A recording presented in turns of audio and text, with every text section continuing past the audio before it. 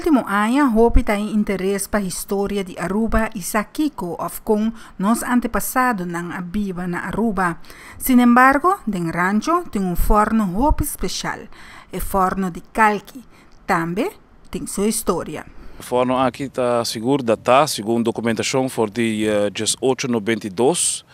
La war trabajador do senhor Thiago Trump, que está biba neta aqui delante mesmo. Ele traz forno dentro do Coraicás. E seguro é algo muito importante, mirando que também lá tem um sello de monumento protegido.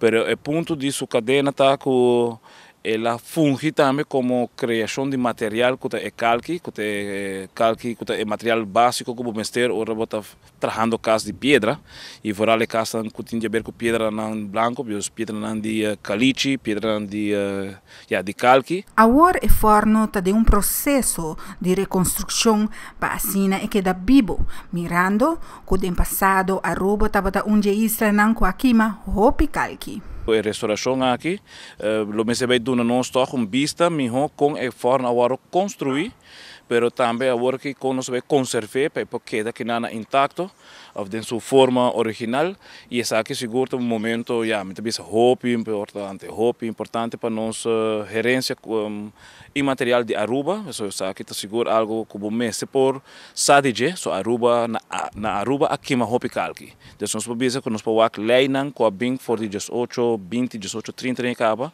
que tem de ver com se bonotivo vergunning para aqui uma calqui, praticamente está fazendo algo ilegal. Então tudo isso aqui não está custando que nós mesmo para que no rato, então para compreender bom que material aqui se bonotivo nele mais como deve se restaurar eigenlijk bokas ng antigo. Sin embargo, Aruba também tem mais forno onde a isla, pero já não nota existe mais. Pensei mesmo é único que queda, mas se conserve e queda tem a história vivo. Não somente é forno aqui, só tem mais forno, mas você sabe que é muito importante, você sabe que é o único forno que queda intacto de água, que nós estamos 27 anos depois. Mas o ponto está também que nós estamos aqui em sua forma, nem na coção, nem no boneiro, não tem tipo de forno cerrado.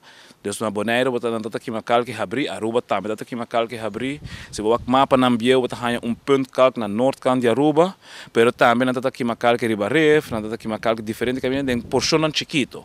Pero essa aqui nós podemos aqui como parte que seguro, o mês está algo industrial, para maneira que está vende calque. Dus está fazendo negócio com calque. Então se aí está algo que nós podemos que de rancho um mais, ela põe stempel que comércio de comerciante não tem. Dus na maneira de trabalhar, na maneira de pensar, ela traz dentro do Coraicás, então está muito bonita. Amit Farbo Coat.